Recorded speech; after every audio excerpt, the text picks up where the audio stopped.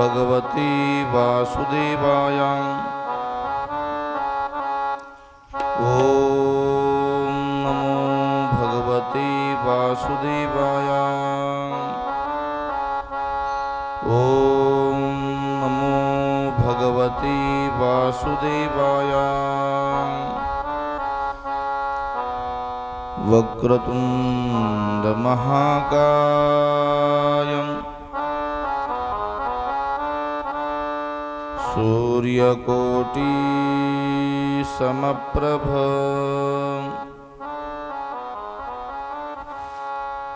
निर्विघ्नं कुरु मे देव।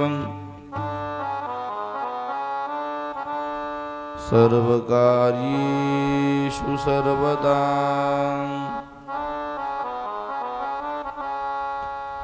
सीतानाथ समारंभां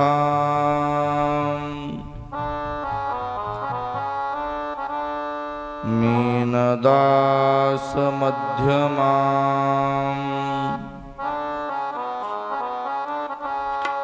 अस्मदाचार्य पर्यन्तां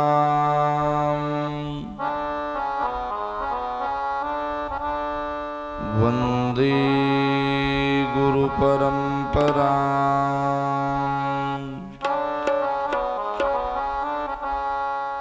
हे कृष्ण करुणा सिंधु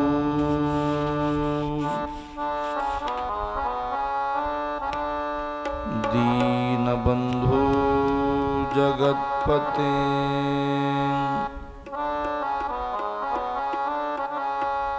गोपेश गोपिकान्त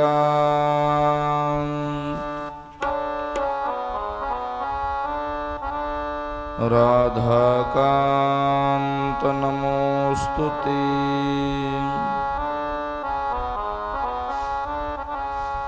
तप्तकाञ्चन गौरांगी राधे वृंदावनेश्वरी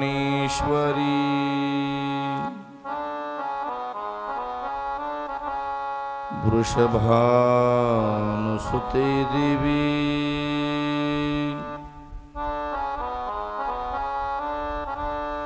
प्रणमामि हरिप्रिये।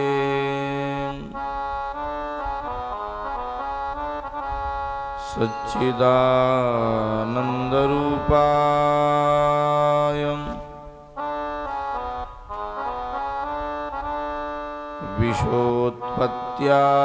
विश्वोत्पत्त्यादिहेतवे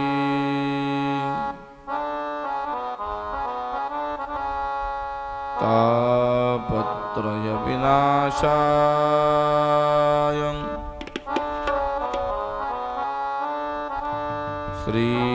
श्रीकृष्णाय वयं नमः।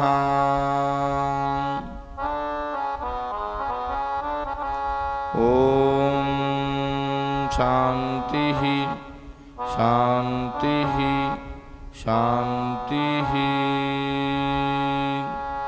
पुंडलीकवरदा हरि विठ्ठल श्री ज्ञानदेव तुकाराम पंढरीनाथ भगवान की जय।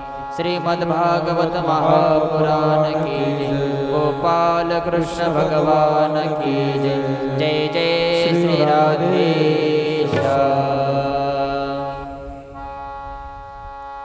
भगवान कृष्ण कन्हैयाच्या या दिव्य कथेमध्ये गेल्या 3 दिवसापासून चालत असलेल्या भागवत कथेचा आजचा हा 4था दिवस आहे। कृष्ण कन्हैयाची ही अलौकिक अद्वितीय कथा श्रवण करत करत आपण 4थ्या दिवसापर्यंत येऊन पोहोचलेलो आहोत। भगवान शुकदेवजी महाराज महात्मा परीक्षितीला भगवंताचा एक एक महिमान सांगत आहेत।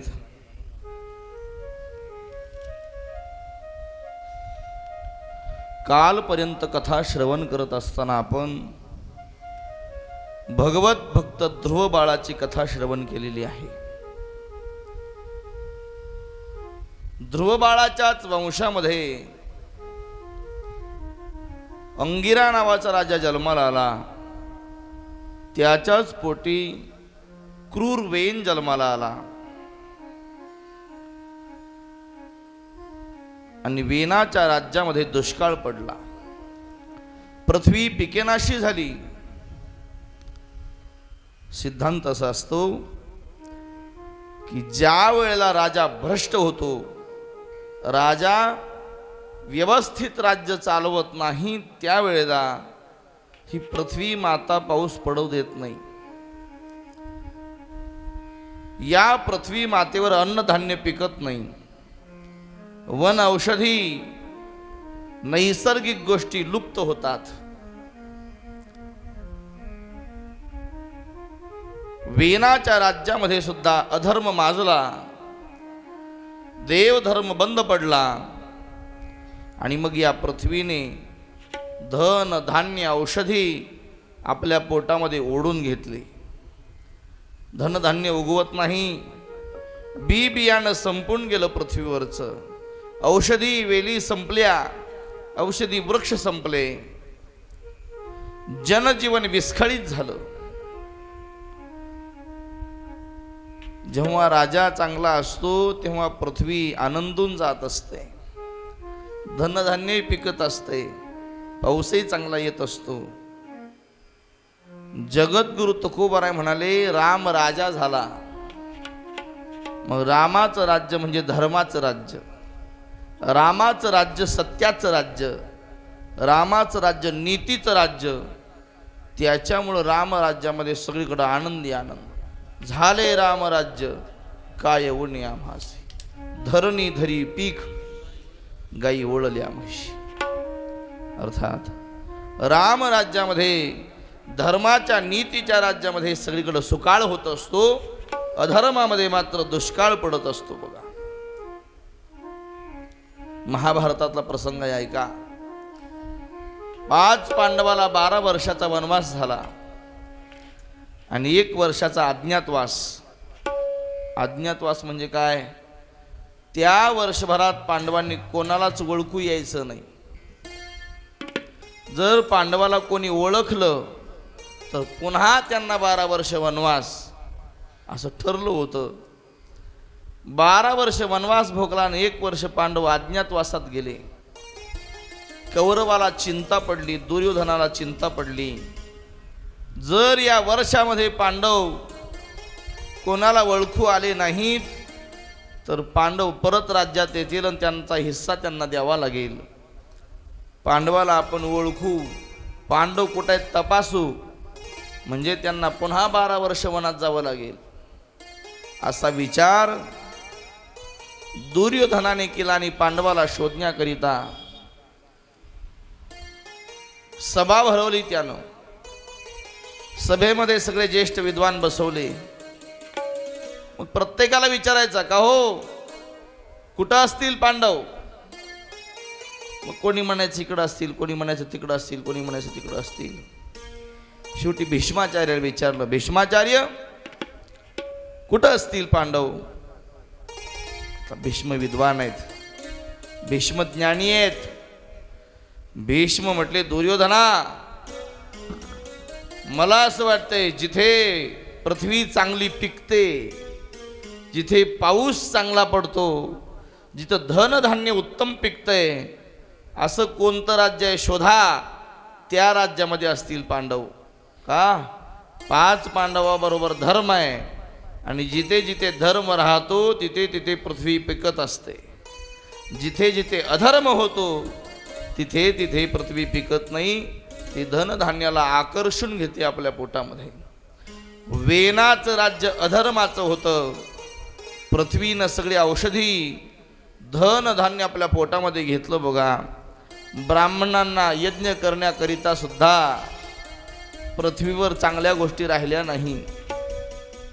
आणि मग सगळ्या ब्राह्मणांनी मिळून वेनाला शाप दिला आणि नुसत्या हुंकाराने वेन मारला. बघा, मग वेनाच्या शरीरातून एक दिव्य पुरुष जन्माला आला, नाव ठेवलं राजा पृथू. या पृथू राजाने वंदन भक्ती केली बघा. 9वी भक्तीपैकी जी वंदन भक्ती आहे ती या पृथ्वीराजाने केली.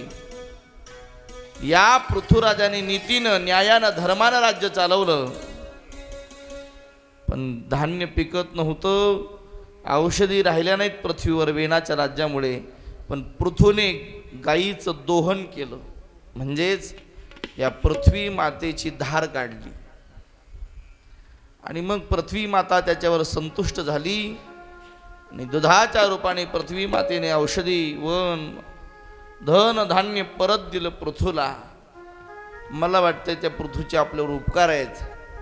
जर त्यानं या पृथ्वीचं दोहन केलं नसतं तर आज आपण जिवंत राहिलो नसतो. आपण खातो त्या भाकरी त्याच्या जीवावर खातो, त्या पृथूच्या. त्याने पृथ्वीच्या पोटामधून हे सगळं परत मिळवलं. असा विद्वान पृथ्वीराजा झाला. या पृथ्वीराजाने अश्वमेध यज्ञ केला, पण इंद्राने त्याच्या यज्ञाचा घोडा चोरून नेला बघा. पण त्याच्या मुलाने इंद्राला हरवून तो घोडा आणला. पृथू न्यायप्रिय राजा होता. साक्षात विष्णू परमात्मा पृथूच्या यज्ञाकरिता हजर झाले आणि पृथूला उत्तम लोकाची प्राप्ती करून दिली. याच पृथूच्या वंशामध्ये पुढं बरहिषद अर्थात प्राचीन बरही राजा जन्माला आला. पुढं शुकदेवजी महाराज राजा परीक्षितीला पुरंजन आख्यान सांगतात आणि चतुर्थ स्कंदाची अर्थात चौथ्या स्कंदाची सांगता करतात. श्रीकृष्णार्पणमस्तु. आणि पंचम स्कंदाला प्रारंभ. श्री गणेशाय नमः. श्री गुरुदेवताभ्यो नमः. पुढे शुकदेवजी महाराज राजा परीक्षितीला उत्तानपादाच्या भावाचं अर्थात प्रियव्रताचं चरित्र सांगतायत. हा प्रियव्रत राजा फार विद्वान, फार हुशार, न्यायप्रिय राजा झाला. याच प्रियव्रताने या पृथ्वीमध्ये खंड पाडले बघा. समुद्र वेगळा केला आणि 7 द्वीप तयार केले. सप्तद्वीप म्हणतात त्यांना. त्याच्यापैकी आपण ज्या द्वीपात राहतो त्याला जम्बूद्वीप म्हणतात बघा. कोणता द्वीप आहे आपला? हा जम्बूद्वीप. सकाळी काकड्यात म्हणता का नाही जम्बू या द्वीपा माझी? हा बरोबर आहे. मग आपलं ते जम्बूद्वीप आहे. हे सगळे 7 द्वीप तयार केले या प्रियव्रत राजाने. याच प्रियव्रताच्या वंशामध्ये राजा अग्निंद्र जन्माला आला. या अग्निंद्राचा मुलगा नाभिराज आणि नाभिराजाची पत्नी सुमेरू देवी यांच्या पोटी भगवंताने अंश अवतार घेतला. त्या अवताराला वृषभदेव भगवान की जय. वृषभदेवाचा अवतार आहे बघा. पुढे वृषभदेवाने राज्य केलं. पुत्रांना उपदेश आणि अलौकिक पद्धतीने देहत्याग केला. याच वंशामध्ये एक राजा जन्माला आला, श्रेष्ठ आणि विद्वान राजा. ज्या राजाच्या नावावरून आपल्या देशाचं नाव भारत ठेवलं बघा, तो राजा भरत. विद्वान आणि हुशार होता हा भरत राजा. न्यायप्रिय होता हा राजा. या भरताच्या पत्नीचं नाव आहे पंचजनी. यांच्या पोटी 5 मुलं जन्माला आली. भरपूर पत्न्या, फार मोठा ऐश्वर्य आणि श्रीमंती होती भरताकडे. पण एके दिवशी या भरताने स्वतःला आरशामध्ये पाहिलं आणि एक केस पांढरा झालेला दिसला. ज्याप्रमाणे रामायणात दशरथ राजाने एक केस पांढरा पाहिला आणि रामाला राज्याभिषेक करायचं ठरवलं, तसं भरताने सुद्धा एक केस पांढरा झालेला पाहिला आणि विचार केला, आता आपण वनामध्ये तपश्चर्या करता गेलं पाहिजे. पूर्वीच्या काळात केस पांढरे होणे म्हणजे देवाची नोटीस होती बघा. शहाण्याने केस पांढरा झाला की प्रपंच मुलाच्या ताब्यात द्यावा आणि आपण निवांत भगवत भजन करावं. आता काळ गेला, आता कोणाची केस पांढरे व्हायले तर बारके लेकराचे व्हायलेत आता. पण जुने कीर्तनकार म्हणायचे देव माणसाला नोटीस पाठवत असतो. कोर्ट माणसाला 3 नोटिसा पाठवतं, देव 2-4 नोटिसा पाठवतो म्हणे माणसाला. देव माणसाला पहिली नोटीस पाठवतो, त्याचे केस पांढरे करतो आणि मग शहाण्याने पांढरे झालेले केस पाहावे आणि कारभार मुलाच्या हातात देऊन भजन करावं. पण लोक देवापेक्षा हुशार निघाले बघा. देवानं केस पांढरे केले की यानं डाय लावून काळे केले, मेहंदी लावून केस काळे केले. देवापेक्षा पुढचा विचार आहे आमचा. देवानं विचार केला, पहिल्या नोटिशीला ऐकत नाहीत, दुसरी नोटीस पाठवली. देवानं कानपूर लाईन बंद केली बघा. कानाला ऐकू यायचं कमी केलं. माणसाने पुन्हा देवापेक्षा हुशारी केली, कानात मशीन लावली. देवाने पुन्हा नोटीस पाठवली, डोळ्याला दिसायचं कमी झालं. माणसाने पुन्हा डोकं लावलं आणि त्यानं चष्मा घातला बघा. देवाच्या नोटिशीला ऐकायचंच नाही ठरवलं त्यानं. शेवटी देवानं खाण्याचे दात पाडून टाकले. पण माणसं देवापेक्षा हुशार. माणसाने सोन्या चांदीचे दात बसविले बघा. हो, कवळी बसविली माणसाने, दुधाचे दात बसविले. शेवटी 4-4 नोटिसा पाठवून देव कंटाळला. 5व्या वेळेला नोटीस नाही पाठवली, डायरेक्ट यमाला पाठवलं आणि उचलून नेलं बघा. मग लोक म्हणतात रात्री चांगलं बोलत होते, रात्री चांगलं बोलत होते, पहाटे जाऊन बघितलं तर कशी कधी मरून पडले कोणास ठाऊक. अर्थात शहाण्या माणसाने नोटीस वळकावी. किती दिवस परमार्थ करायचा आहे, किती दिवस संसार करायचा आहे असा विचार त्यानं करावा आणि परमार्थाच्या वाटेला लागावं. हे झडझडून वाहिला निघ, भक्तीची वाटे लाग. ज्ञानोबराय म्हणले तडफडीनं संसारातून बाहेर पड आणि भक्तीच्या वाटेला लाग, म्हणजे तुझं काही कल्याण होईल, म्हणजे तुझ्या जीवनात काही हित होईल. त्या भरताने विचार केला, मुलं बाळ मोठी झाली माझी,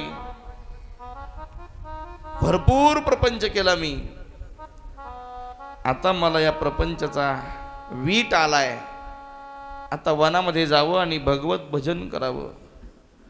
भरताने राज्य वैभवाचा त्याग केला, भगवे कपडे घातले आणि वनामध्ये साधना करण्याकरता निघून गेला बघा राजा भरत.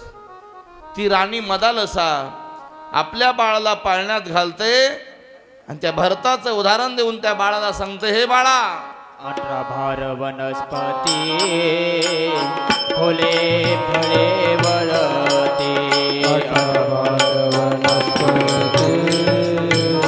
फुले फळे वळते, 22 पोखरणे नदी गंगा वाहते, 22 पोखरणे नदी गंगा वाहते, ज्या घरी कुल स्त्रिया राजा राणी व संपत्ती, ज्या घरी कुल स्त्रिया राजराणी संपत्ती, आहे सुख सांडोनिया कसया योग सेवेते, हे सुख सांडुनिया कासया योग सेवेते, पर्यंते मदलसा सोहम जोरे बाळा, पर्यंते मदलसा सोहम जोरे बाळा,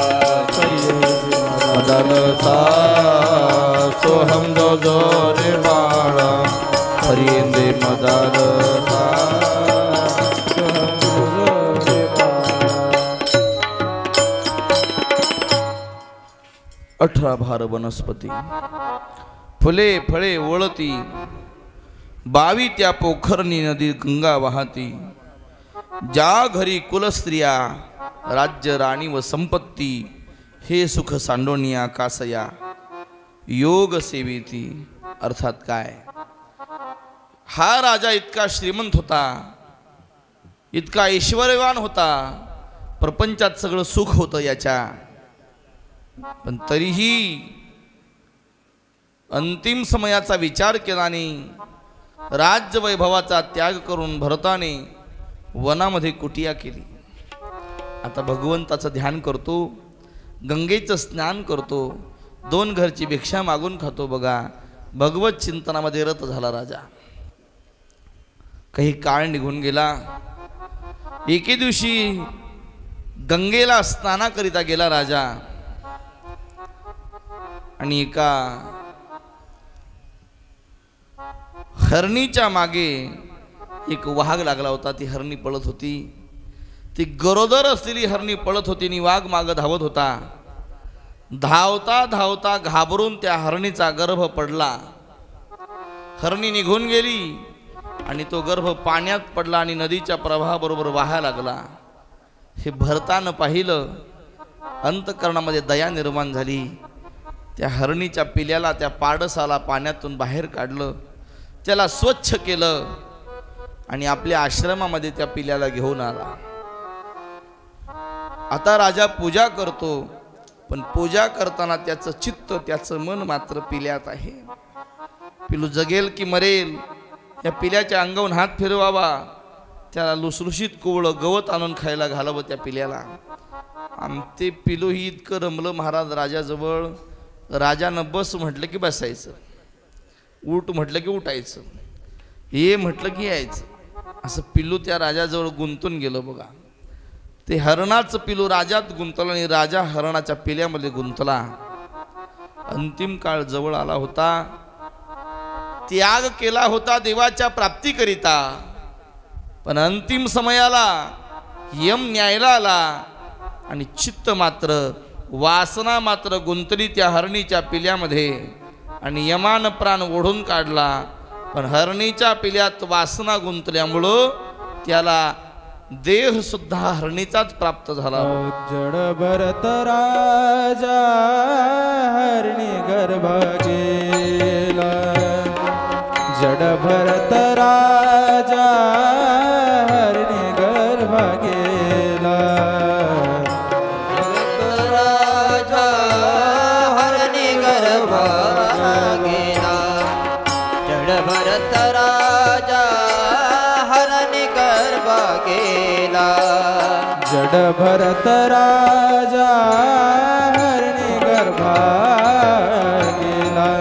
जड भरत राजा हरणी गर्भ गेला. जड भरत राजा हरणी गर्भ गेला. जड भरत राजा हरणी गर्भ घाला तो घातला वासने. घाला तो घातला वासने. जड भरत राजा हरणी गर्भ गेला. जड भरत राजा हरणी गर्भ गेला. जड भरत राजा हरणी गर्भ गेला. जड भरत राजा हरणी गर्भ गेला. जड भरत राजा हरणी गर्भ गेला. जड भरत राजा हरणी गर्भ गेला.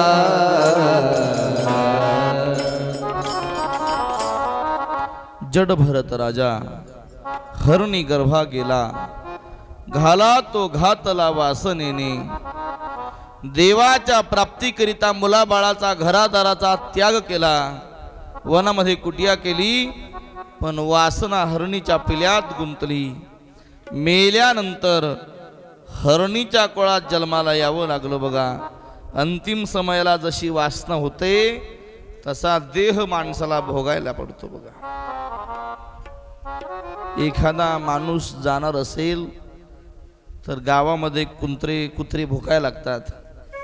आणि मग लोक म्हणतात कुत्रे ज्या अर्थी ओरडतात त्या अर्थी कोणीतरी जाणार आहे. याचा अर्थ काय असतो?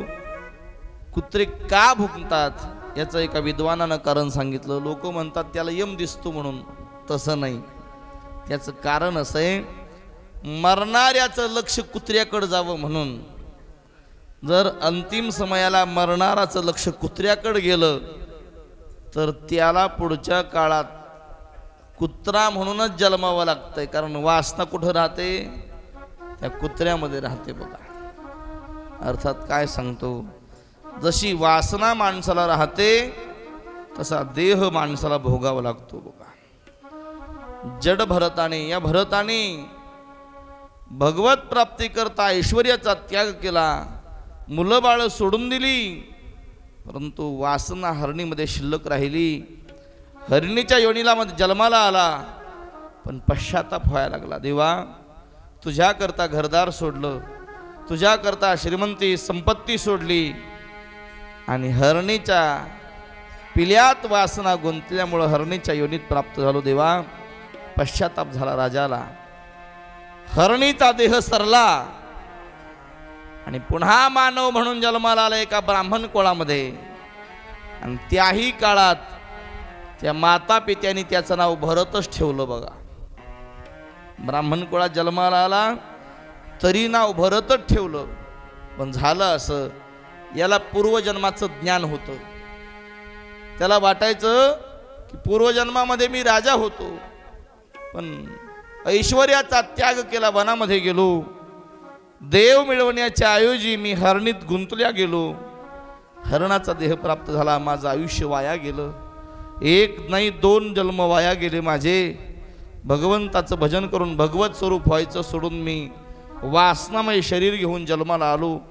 या गोष्टीचं त्या भरताला वाईट वाटायचं.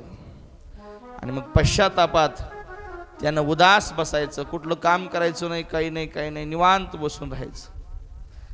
आता नाव होतं भरत, आणि काहीच काम करत नव्हता, काहीच कामधंदा बघत नव्हता, व्यवहारात लक्ष देत नव्हता. म्हणून लोक त्याला जड म्हणायचे. काय म्हणायचे? जड जड. आणि मग त्याचं नावच पडलं बघा. कोणता भरत? अहो, तो जड भरत नाही होय. कोणता भरत? तो जड भरत. ज्याला काही कळत नाही तो भरत, असं झालं बघा त्याचं. लोक त्याला जड भरत म्हणायचे. खरं हा जड नव्हता, विद्वान होता, पण पश्चातापात उदास राहायचा. देवा, माझा एक जन्म गेला रे, वाया गेला बघ. हरणीच्या वेळेला प्राप्त झालो, आता पुन्हा माणूस झालो. जर देवा त्याच वेळेला लक्ष देऊन भजन केलं असतं तर आज मी देवस्वरूप झालो असतो. पण हरणीत गुंतल्यामुळं माझा जन्म वाया गेला, असं खेद, अशी दुःख त्या राजाच्या मनाला वाटत होतं, त्या जड भरताच्या. हे बघा, तुकोबाराय म्हटले, किती विद्वान होऊ द्या आणि किती ज्ञानी होऊ द्या, किती तपस्वी होऊ द्या, जर मरताना वासना शिल्लक राहिली ना तर देव होता येत नाही बघा. वासनेचा संग होय अंतकाळी, तरी तपोबळी जन्मधरी. तपस्वी असला तरी, ज्ञानी असला तरी, विद्वान असला तरी, अंतिम समयाला जर वासना शिल्लक राहिली तर पुन्हा जन्माला यावंच लागतंय. हा जडभरत सुद्धा माणूस म्हणून जन्माला आला, पश्चाताप करतो बघा. आता बारीक आहे का, जोपर्यंत आई वडील जिवंत होते तोपर्यंत याला घरी बसून सांभाळलं, मायबापांनी खाऊ घातलं, याला कळत नाही, भोळ आहे म्हणायचं. पण ज्या वेळेला आई वडील गेले, निवर्तले, मग मात्र कोण खाऊ घालतंय फुकट जगामध्ये? भावाने बंद केलं. भाऊ म्हटले, अरे हे काम करत नाही, काही नाही, कसल्या भाकरी घालायच्या?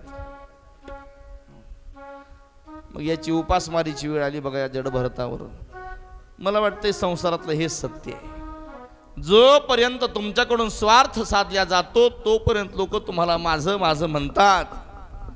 ज्या दिवशी तुमच्या जवळचा स्वार्थ संपतो त्या दिवशी आपल्याला आपलं कोणी म्हणत नाही बघा.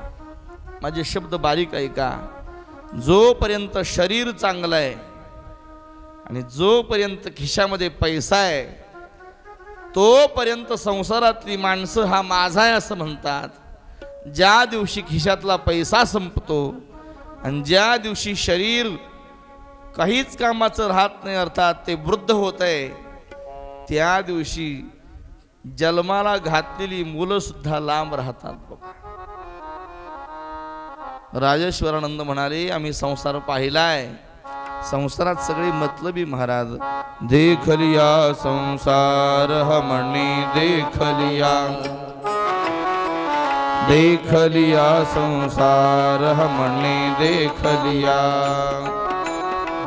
देख लिया संसार हमने देख लिया, देख लिया संसार हमने देख लिया, देख लिया संसार हमने देख लिया, देख लिया संसार हमने देख लिया. देख लिया संसार हमने देख लिया, देख लिया संसार हमने देख लिया.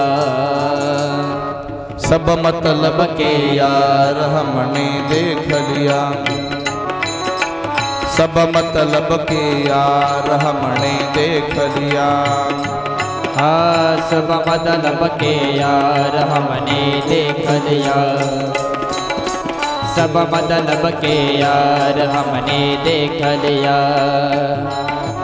तन निरोध धन जेब में जब तक, धन निरोग धन जेब में जब तक, तन निरोध धन जेब में जब तक, धन निरोग धन जेब में जब तक, मन से सेवा करोगे तब तक, मन से सेवा करोगे जब तक, मन से सेवा करोगे तब तक, मन से सेवा करोगे जब तक, मन से सेवा करोगे तब तक. मानेगा परिवार हमने देख लिया, सब मतलब के यार हमने देख लिया.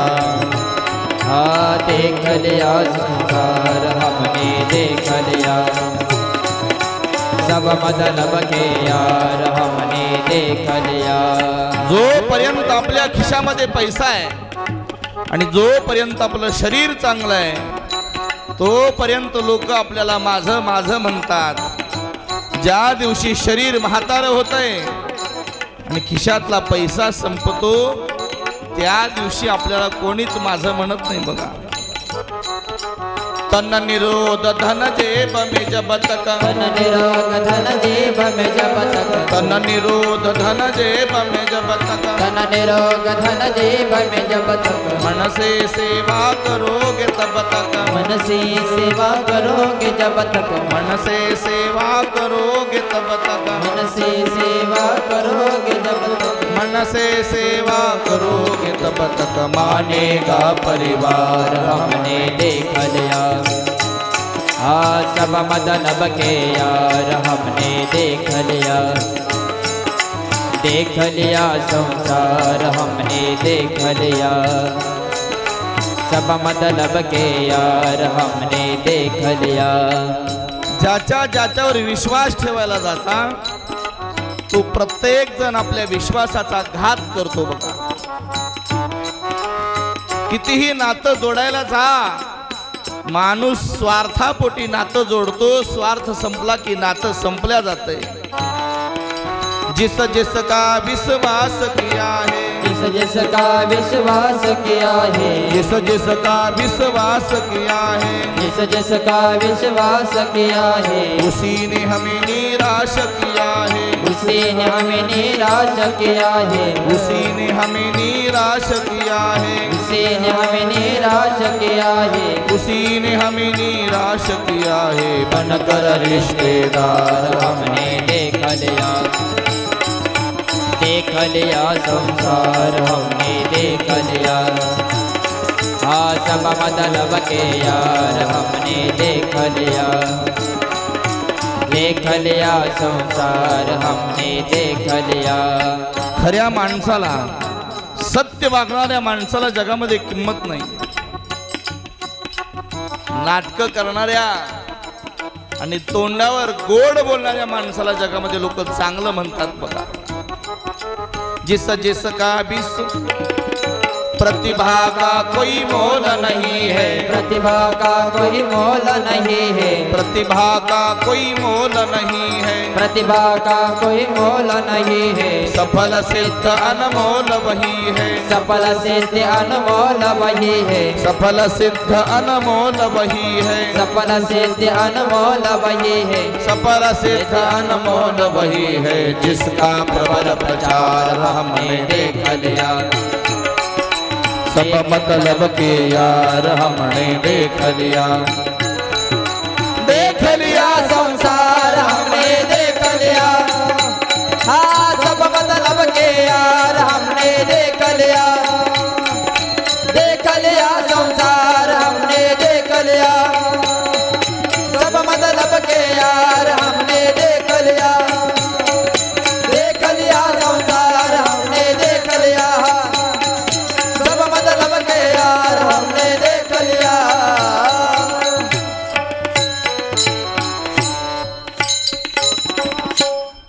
प्रपंचामध्ये आपलं असं कोणीच नाही बघा, सगळी माणसं स्वार्थी येतात। देख लिया संसार हमने देख लिया, सब मतलब के यार हमने देख लिया। सगळे मतलबी आहे, सगळे मतलबी। तन निरोध धन जेब में जब तक, जोपर्यंत शरीर चांगला आहे आणि खिशात पैसा आहे, तन निरोध धन जेब में जब तक, मन से सेवा करोगे जब तक, मन से सेवा करोगे जब तक, मानेगा परिवार हमने देख लिया। तोपर्यंत लोक म्हणतात हे आमचं आहे, हे चांगलं आहे, हे चांगलं आहे। पण ज्या दिवशी तुम्ही मनातून सेवा करायची सोडून देता, निवांत बसावं म्हणतात, त्या दिवशी लोक म्हणतात याचा काय उपयोग आहे आम्हाला। ज्याच्यावर विश्वास ठेवतात ती माणसं अगोदर विश्वासघात करतात, कोणी जवळ राहत नाही आपल्या। जिस जिस का विश्वास किया है, जिस जिस का विश्वास किया है, उसी ने हमें निराश किया है,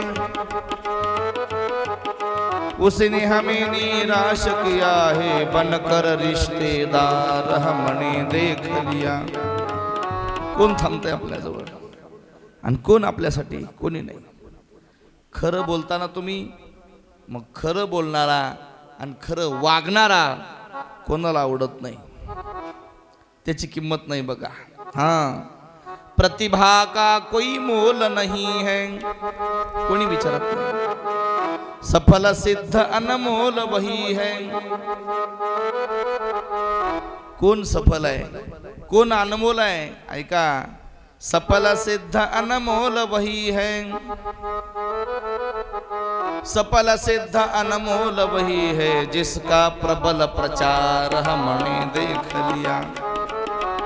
ज्याचे बॅनर मोठे आहेत, ज्याचं बोलणं मोठं, तो माणूस मोठा। आणि जो खरं बोलतो, खरं वागतो, त्याला कोण खातंय महाराज।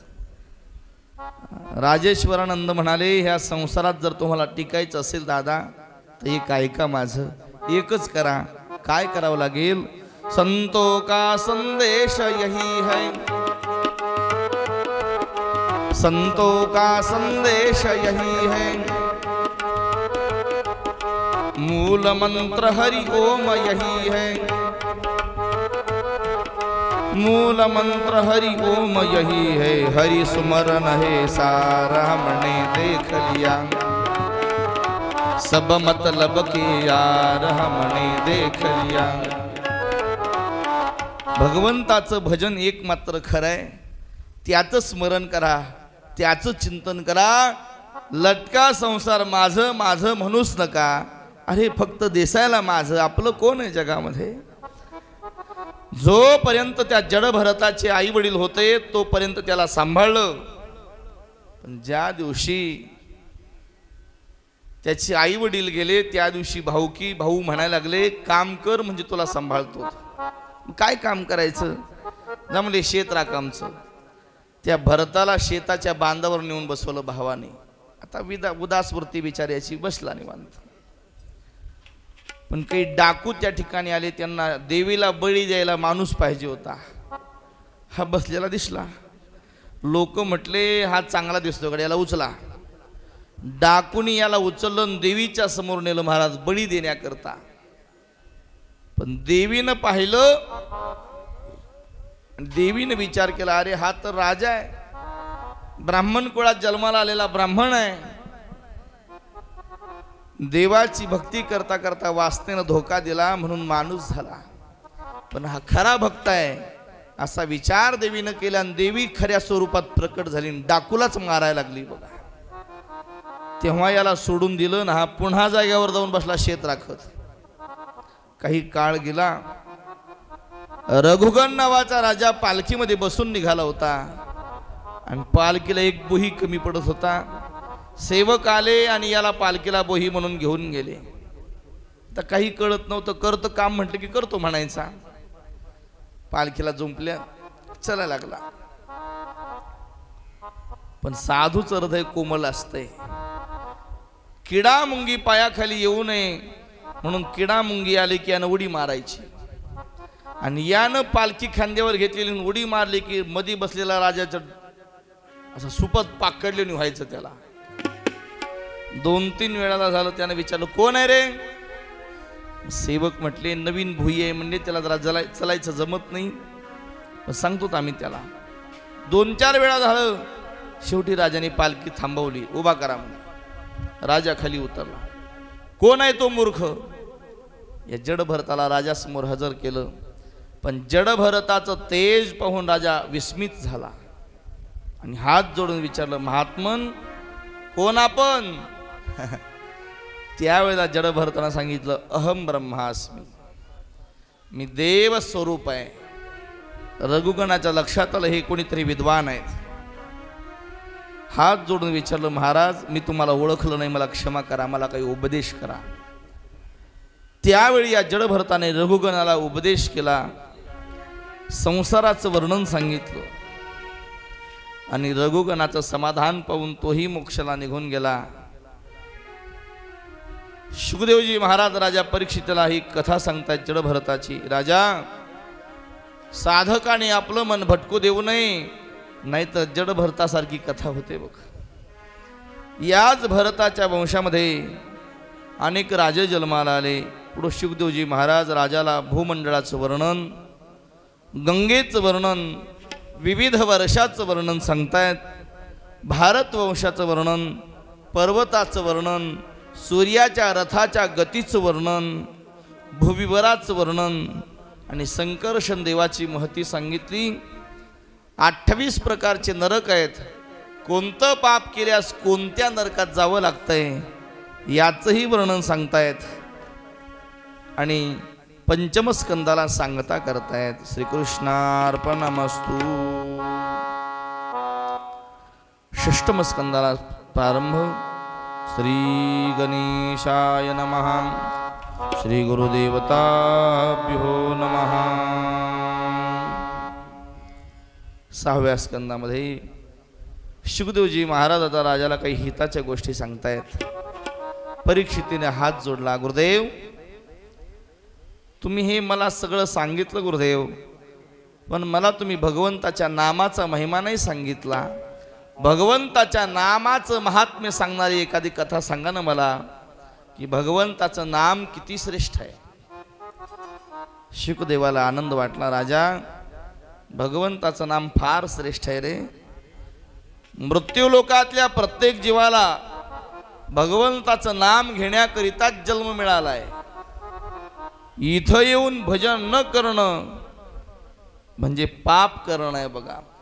ज्ञानोबा म्हणतात, नामासी विनमुख तो नर पापिया, हरिविन धावया न पवे कोणी. भगवत चिंतन करत नाही तो नर पापी म्हणाले. या नामाचं इतकं महिमान की पाप्यातला पापी वाल्या कोडी सुद्धा पण नामाने तरला महाराज. तेही हरिपटात आले. पुराण प्रसिद्ध बोलने वाल्मीक, पुराण प्रसिद्ध बोलने वाल्मीक, प्रसिद्ध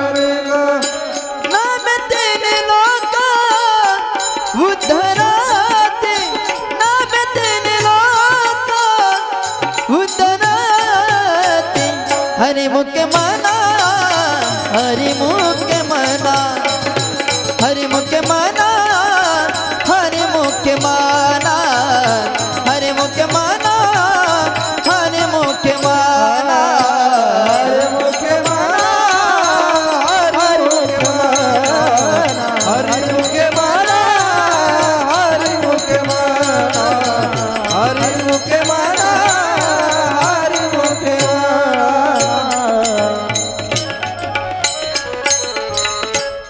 पुराण प्रसिद्ध बोलिले वाल्मिक नामी तिन्ही लोक उद्धरती, अर्थात नाम सर्वश्रेष्ठ आहे, नामाने सगळ्याचा उद्धार होतो. बघा महाराज म्हटले नामचिंतनाने काय होत नाही, काय नोहे केले एका चिंतिता विठ्ठले, नामाच्या चिंतने आणि 12 वाटा पळती विघ्ने. हे बघा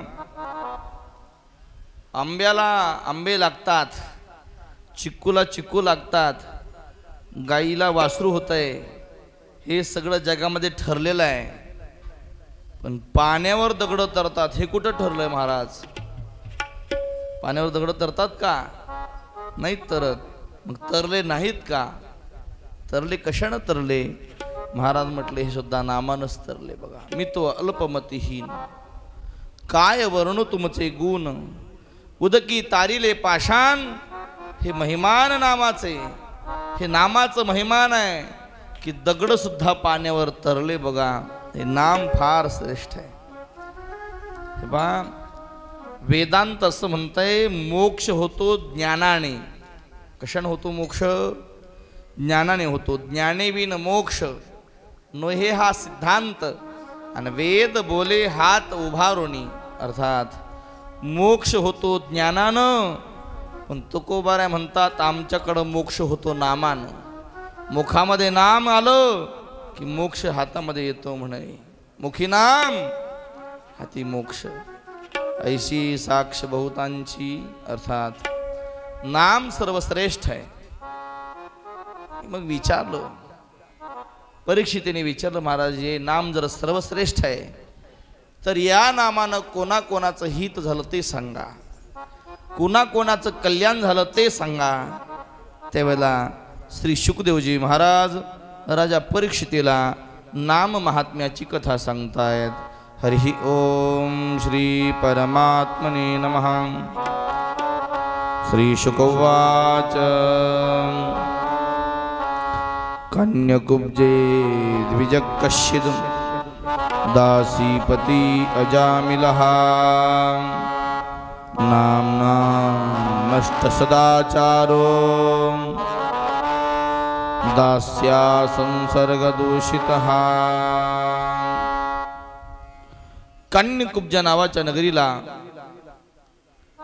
दासीचा पती अजामिळ नावाचा ब्राह्मण होता.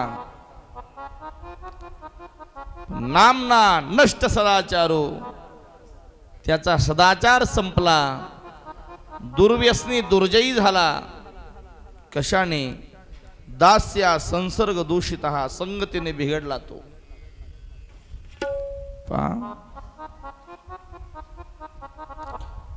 एके दिवशी अजामिळ बसला होता आणि अजामिळाचे वडील म्हणाले पूजेकरिता काही साहित्य घेऊन ये. फुलं आणि दुर्वा आणण्याकरता अजामिळ एका बागेमध्ये गेला.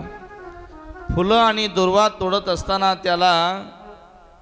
त्याने एक स्त्री आणि पुरुषाचा संग पाहिला आणि मनामध्ये वासना निर्माण झाली. बघा अर्थात संगती क्षणभरी जरी झाली दुर्जनाची तरी माणसाचं मन बिघडतंय. बघा मी नेहमी म्हणत असतो, लोकांना सांगतो, हे तुम्ही नेहमी ऐकता.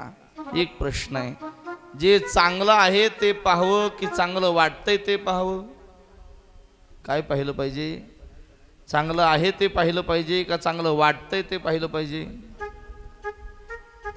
जे चांगलं आहे ते पाहिलं पाहिजे. बघा आई सगळीकडे लावा. चांगलं आहे ते खाल्लं पाहिजे का चांगलं वाटतंय ते खाल्लं पाहिजे? जे चांगलं आहे ते खाल्लं पाहिजे. चांगलं तर काही वाटायलंय आपल्याला. आता चांगलं आहे ते ऐकलं पाहिजे का चांगलं वाटतंय ते ऐकलं पाहिजे? काय ऐकलं पाहिजे? चांगलं आहे ते ऐकलं पाहिजे का चांगलं वाटतंय ते? चांगलं आहे ते ऐकलं पाहिजे. आमच्या कानाला तर हिंदी गाणी चांगली वाटायला तर मग ऐकतो का आता? आम्हाला चांगलं वाटतं याच्याशी काही घेणं देणं नाही. जे चांगलं आहे ते स्वीकारलं पाहिजे. बघ, जे चांगलं आहे ते स्वीकारलं पाहिजे. की वाईट दुष्ट नजरेनं पाहिले की माणसाचं शरीर, माणसाचं मन धोका देत आहे माणसाला. तुकोबा असं म्हणाले बघा, आपला उद्धार होण्याकरिता सुद्धा आणि आपलं पतन होण्याकरिता सुद्धा एकच गोष्ट कारणीभूत आहे, त्याचं नाव आहे संगत. उद्धार व्हावा असं वाटत असेल तरी सुद्धा संगतीच कारणीभूत आहे, आणि पतन व्हावं असं वाटत असेल तरी सुद्धा संगतीच कारणीभूत आहे. दुर्जनाची संगती माणसाला पतन घडवते आणि सज्जनाची संगती माणसाचा उद्धार घडवते. पतन उद्धार संगाचा महिमा, त्याजावे अधमा संत सेवी. दुर्जनाची संगती त्यागावी आणि साधूची संगती करावी. बघा, संगतीचे 3 प्रकार आहेत. एक आहे सत्संगती, एक आहे विसंगती आणि एक आहे कुसंगती. जीवनामध्ये कुसंग सर्वथैव त्याज्यः. माणसाने कुसंग करू नये. कुसंग फार वाईट. कुसंगतीने अनमोल किमतीचा हिरा सुद्धा वाया जातो. ढेकणाच्या संगे हिरा जो भंगला, ढेकणाच्या संगे हिरा जो भंगला. ढेकणाच्या संगे हिरा जो भंगला, ढेकणाच्या संगे हिरा जो भंगला. ढेकणाच्या संगे हिरा जो भंगला. राम ढेकणाच्या संगे हिरा जो भंगला. ढेकणाच्या संगे हिरा जो भंगला, ढेकणाच्या संगे हिरा जो भंगला. कुसंगे नाडला साधू जैसा, कुसंगे नाडला साधू जैसा. ढेकणाचा संगे हिरा जो भंगला, ढेकणाच्या संगे हिरा जो भंगला. ढेकणाच्या संगे हिरा जो भंगला. ढेकणाच्या संगे हिरा जो भंगला, ढेकणाच्या संगे हिरा जो भंगला.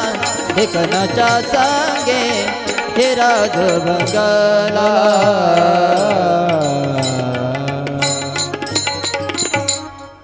ढेकणाच्या संगे हिरा जो भंगला, कुसंगे नाडला साधू तैसा. किती विद्वान, किती शहाणा माणूस असला, किती ज्ञानी असला तरी संगतीने बिघडतो. बघा, म्हणून वाईटाची संगती करू नये. तुम्हाला विंचू माहित आहे ना? विंचू, विंचू असा लांबका असतो बघा, असा हातभर लांबका असतो. नाही त्याच्याकरताच सांगायलो, लक्षात आहे का बघावं म्हणलं तुमच्या. हा, ते म्हणाले एवढा लांबका नाही बाबा बघितला कधी. नाही, छोटाच असतो तो असा. 6 पायाचा विंचू. तो चावला की फार बरं वाटतं बघा, गार वाटतंय, रोज चावावं वाटतो. बरोबर आहे ना? कसं काय वाटतंय मग? अहो, एकदा चावला तर पुन्हा आयुष्यात नको रे बाबा. तो विंचू ज्या वेळेला चावतो त्यावेळेला तो नांगीने चावतो बघा. अशी नांगी माणसाच्या अंगात कुठेतरी तो दंश करतो आणि मग वेदना होतात, माणसाला यातना होतात. तर माझं बारीक आहे का? विंचवाच्या नांगीमध्ये विष आहे. त्यानं जर नांगी मारली तर माणसाला यातना वेदना होतात. मग माझं बारीक आहे का? जर एखाद्या विंचवाने त्याची नांगी बाजूला काढून ठेवली आणि तो सगळे अंगावून फिरला, काही अडचण आहे का? अडचण नाही, अडचण फक्त त्याच्या नांगीत आहे.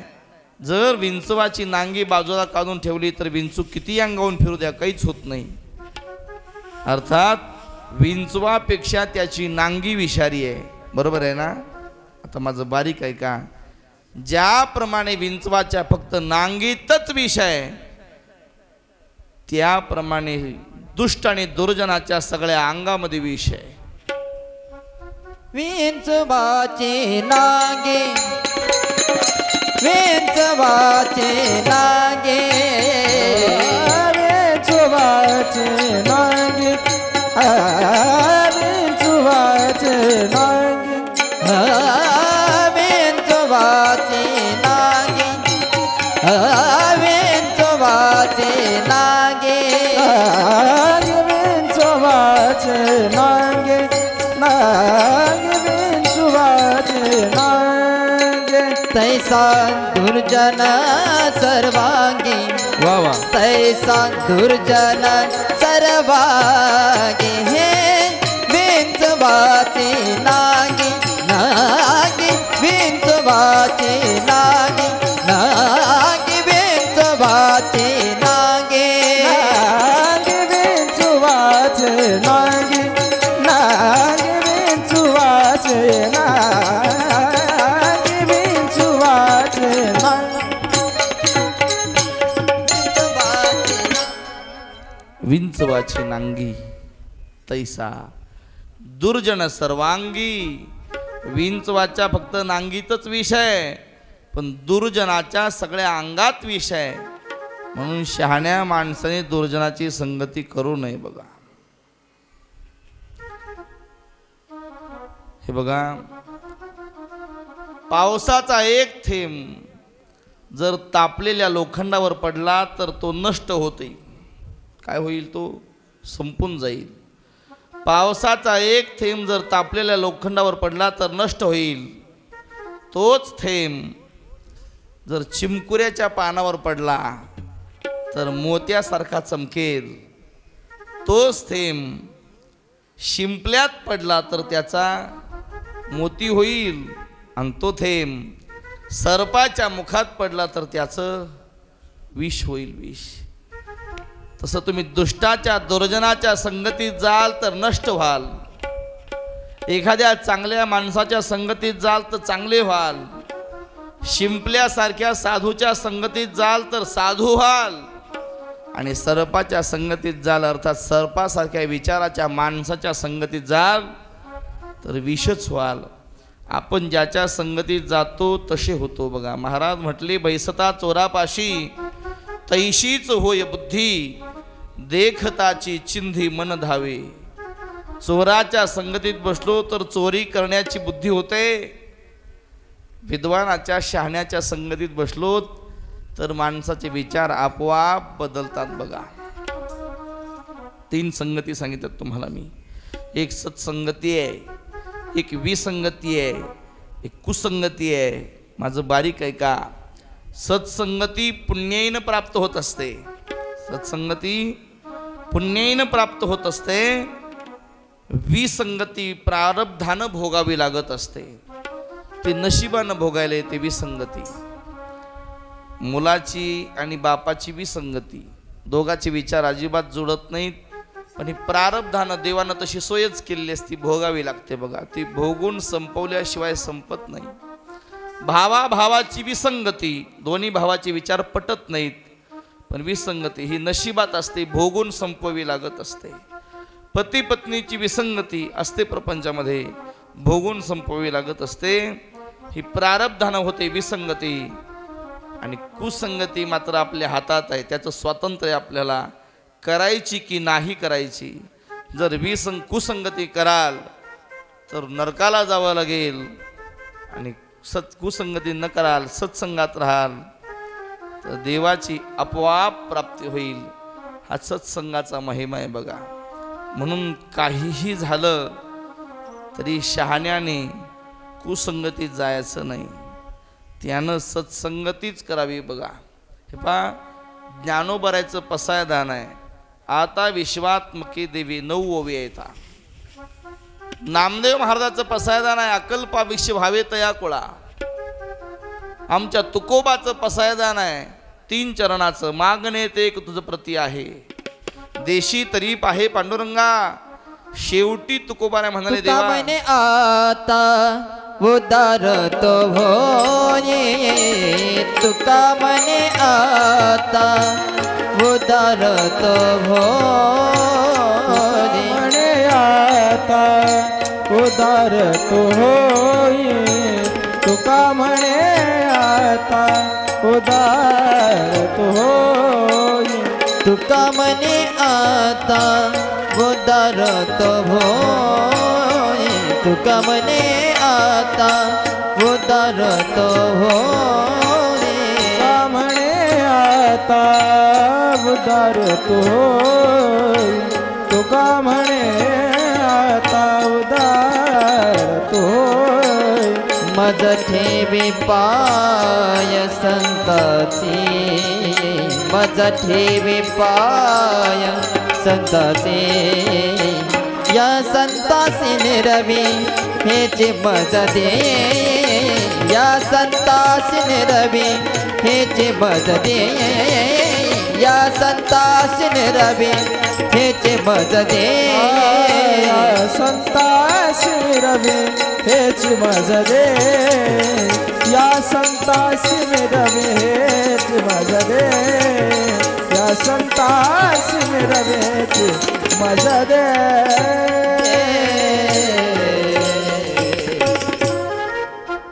तुका म्हणे आता उदार तू होई. मज ठेवी पायी संताची आत. तुकोबानी देवाकडे अनेक वेळा साधूच्या संगतीची मागणी केली. बघा, अखंड जया तुझी प्रीती, मज दे तयाची संगती. मग मी कमळापती तुझ बाणाने कंटाळा. किंवा देवा देई या संगती सज्जनाची. देवा साधूची संगती दे रे मला. साधूच्या संगतीमध्ये माझ्या जीवाचं कल्याण होईल. बघ, देव बसे चित्ती त्याची घडावी संगती. तुकोबा म्हटले, देवा तुझं धन नको. न लगे मुक्ती धन संपदा. न लगे मुक्ती धन संपदा. न लगे मुक्ति धन संपदा. न लगे मुक्ति धन संपदा. न लगे मुक्ति धन संपदा. न लगे मुक्ति धन संपदा. न लगे मुक्ति धन संपदा. न लगे मुक्ति धन संपदा. संत संग देये सदा. संत संग देये सदा. संत संग देये सदा. संत संग देये सदा. गुण गायन आवडे. आवडे गुण गायन आवडे. आवडे गुण गायन आवडे. आवडे आवडे गुण गायन आवडे. आवडे गुण गायन आवडे. आवडे गुण गायन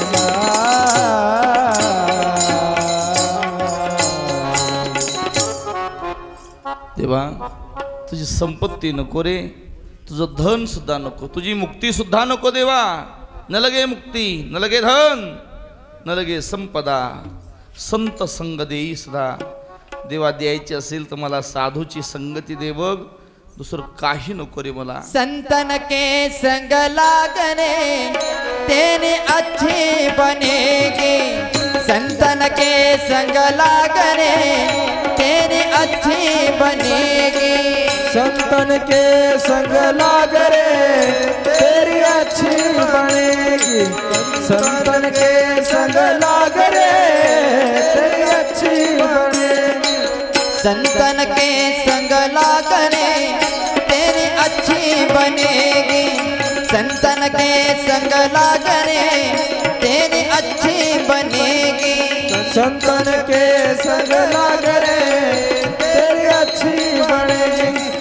संतन संतन के संग लाग रे तेरी अच्छी बनेगी, अच्छी बनेगी तेरी बिगड़ी बनेगी, अच्छी बनेगी तेरी बिगड़ी बनेगी, अच्छी बनेगी तेरी बिगड़ी बनेगी, अच्छी बनेगी तेरी बिगड़ी बनेगी। संतन के संग लाग रे तेरी अच्छी बनेगी, संतन के संग लाग रे तेरी अच्छी बनेगी, संतन के संग लाग रे तेरी अच्छी बनेगी, संतन के संग लाग रे तेरी अच्छी बनेगी। हाँ संतन के संग लाग रे तेरी अच्छी बनेगी, संतन के संग लाग रे तेरी अच्छी बनेगी, संतन के संग लाग रे तेरी अच्छी बनेगी, संतन के संग लाग रे तेरी अच्छी बनेगी। साधूच्या संगतीने माणसाचं जीवन चांगलं होते बघा. म्हणून करायचे असेल तर साधूची संगत करावी, अन्यथा इतराच्या संगतीत जाऊ नये बघा. नाथाच्या नंतर ज्यांनी रामायण पूर्ण केलं ते गावबा महाराज नाथाच्या संगतीत राहिले आणि रामायण लिहिण्याचा अधिकार प्राप्त झाला. अर्थात साधूची संगती माणसाला विद्वान आणि हुशार बनवते बघा. साधूची संगत माणसाने केली पाहिजे, चांगल्याच्या संगतीत गेलं पाहिजे बघा माणसाने. सत्संगती करावी, विसंगती प्रारब्धात असली भोगून संपवावी, पण कुसंगतीत मात्र माणसाने अजिबात जायचं नाही.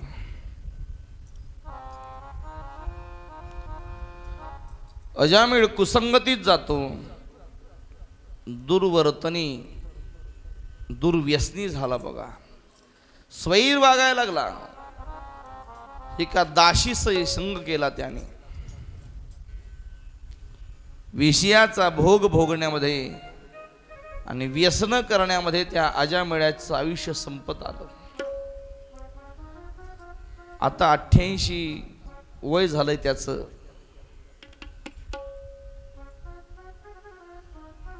पण इतकं पाप करून सुद्धा त्याचं भाग्य काही उदयाला आलं, पूर्वजन्माचं काही पुण्य असेल त्याचं. आणि काही साधू त्या गावामध्ये आले बघा. महाराज म्हटले पुण्याईनच साधूची भेट होत असते. पूर्व पुण्य फळले बहुता दिवसा, भाग्य उदयाचा ठसा, झालो सन्मुख तो कैसा संत चरण पावलो. साधूची भेट होत असते, पुण्याईनं होत असते, अन्यथा साधूची भेट होत नाही बघा. त्याचं पुण्य उदयाला आलं आणि साधू गावामध्ये आले. नेमके त्याच्या घरी गेले बघा. मा भवती भिक्षां देही. ती अजामिळ्याची गोरोदर पत्नी भिक्षा घेऊन आली, भिक्षा वाढण्याकरिता. साधूने हे पाहिलं, सांगितलं आई ही भिक्षा नको तुझी मला. मग काय देऊ महाराज तुम्हाला? माई एक दे, तुला मुलगा होणार आहे आणि त्या मुलाचं नाव नारायण ठेव, एवढंच दे, दुसरं काही नको. तुला मुलगा होणार आहे, मुलाचं नाव नारायण ठेव,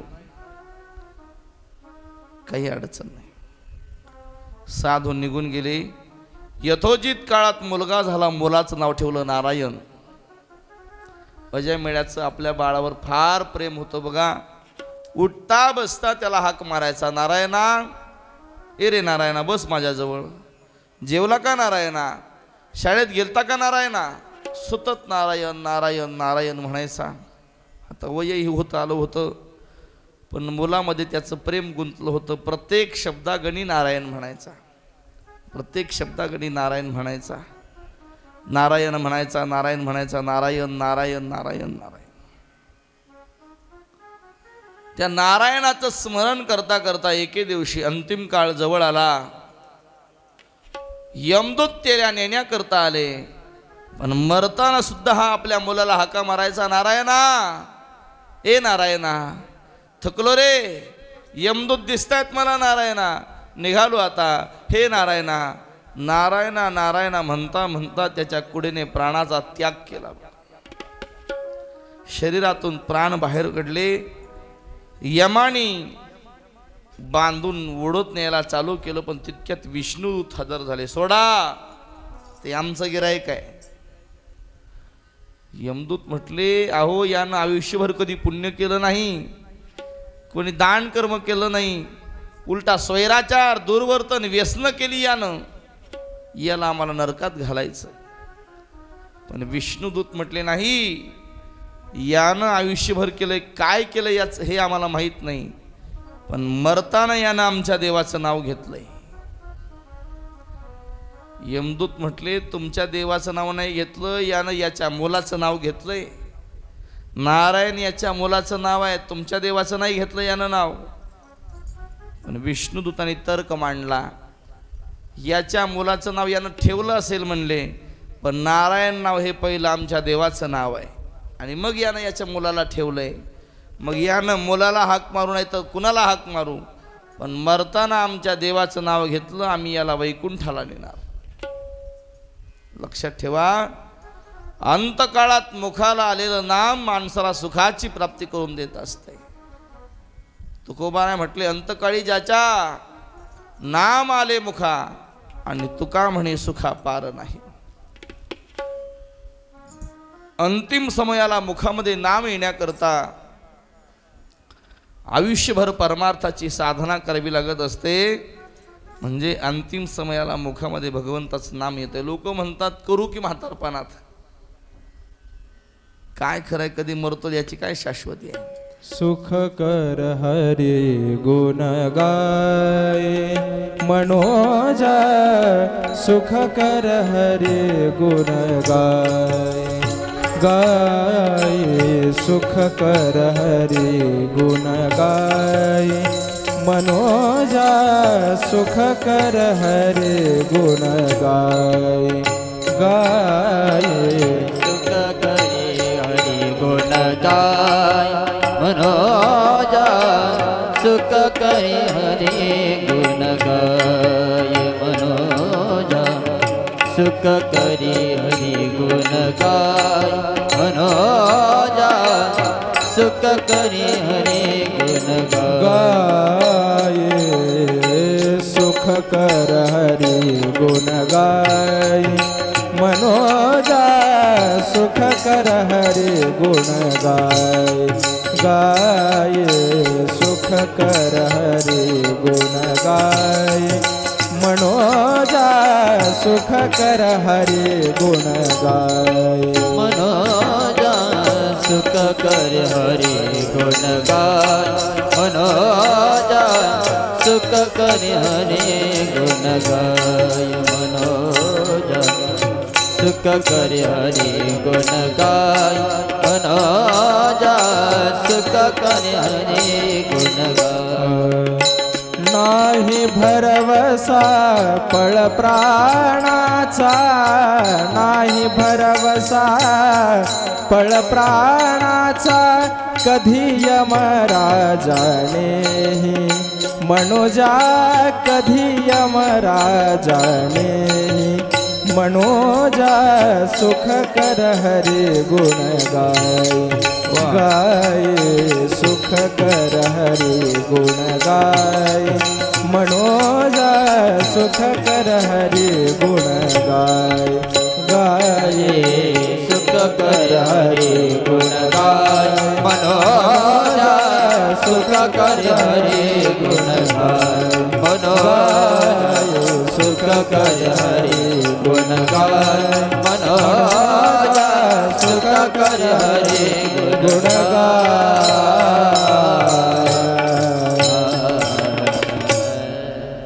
सुख कर हरी गुण गाय मनोजा, ज्याने सुख प्राप्त होत असते त्या हरीचं गुण गायलं पाहिजे. अंतकाळ ज्याला सुखाचा करायचा त्यानं आयुष्यभर भजन केलं पाहिजे. ज्याचं आयुष्यभर भजन आहे त्याला नेण्याकरता विष्णुदूत येतात बघा. शेवटी विष्णुदूतांनी अजामेळ्याला उचललं आणि वैकुंठामध्ये घेऊन गेले बघा. यमदूत यमाच्या दारात हजर झाले. यमदूताने यमाने विचारलं, दूतानो येण्याकरता उशीर झाला. नाही म्हणाले, लवकर निघालो होतो पण काय करावं, तितक्यात विष्णुदूत तिथं आले आणि ते म्हणाले, यानं अंतिम समयाला आमच्या मालकाचं नाव घेतलं, याला आम्हाला घेऊन जायचंय. आमची भांडण झालं म्हणे, पण शेवटी अजामेळाला विष्णुदूत घेऊन गेले. यमानं सांगितलं, दूतानो तुम्हाला सांगितलंय ना, जिथे कथा आहे, जिथे कीर्तन आहे, जिथे नामस्मरण आहे, तिथे तुम्ही जायचं नाही. नका जावो तया गावा नामधारकाचा शिवा, नका जावो तया गावा नामधारकाचा शिवा, नका जाऊ तया गावा नामधारकाच्या शिवा, नका जाऊ तया गावा नामधारकाच्या शिवा, नका जावो तया गावा नामधारकाचा शिवा, नका जावो तया गावा नामधारकाचा शिवा, नका जाऊ तया गावा नामधारकाच्या शिवा, नका जाऊ तया गावा नामधारकाच्या शिवा. हे सुदर्शना यावा घराची फिरे भवती, घराची फिरे भवती, नका जावो तया गावा नामधारकाचा शिवा, नका जावो तया गावा नामधारकाचा शिवा, नका जाऊ तया गावा नामधारकाच्या शिवा, नका जाऊ तया गावा नामधारकाच्या शिवा.